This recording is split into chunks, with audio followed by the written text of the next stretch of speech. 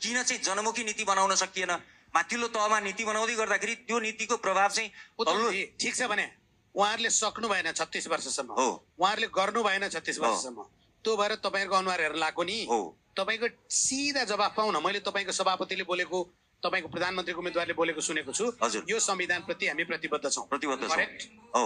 यो संविधानको धारा 31 मा अनिवार्य तथा निशुल्क शिक्षा सम्बन्धी प्रावधान छ। छ। 5 वटा उपधारा छन्। त्यसमध्ये हजुर।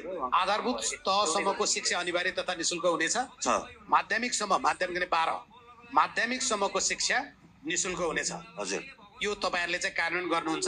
सकिन्छ। शिक्षा निशुल्क पाइन्छ? पाइन्छ। यो तपाईँहरूलाई ढुक्क भएर म प्रतिबद्धता व्यक्त गर्न चाहन्छु। पहिलो कुरा सुन्नुहोस् है, हामीमा शिक्षामा एउटा समस्या छ। शिक्षामा समस्या कहाँदेखि छ भन्दाखेरि हामी व्यवहारिक शिक्षा पढ्ने कि अथवा चाहिँ तपाईँको सर्टिफिकेटका लागि शिक्षा लिइरहेको छौँ। नघुमाउनुहोस् न, जेरी पकाउनु लाओ र चुनाव गर्न लाग्यो। म भन्दैछु अनिवार्य तथा निशुल्क शिक्षा ऐनले जे भन्छ, त्योमा हामी प्रतिबद्ध संविधानले छौँ। जे भन्छ, त्यसमा हामी प्रतिबद्ध उत्तम छौँ। प्रसाद पौडेललाई कास्की क्षेत्रमा 2 का जनताले जिताएर पठाए भने कास्की क्षेत्रमा 2 का यी 11 वटा वडामा हजुर। बस्ने बाउआमाका छोराछोरीले फी तिर्न पर्दैन बच्चा पढाउनलाई, यही भन्नु भयो होइन? यही हो। बस ताली ठोक्नुहोस् न।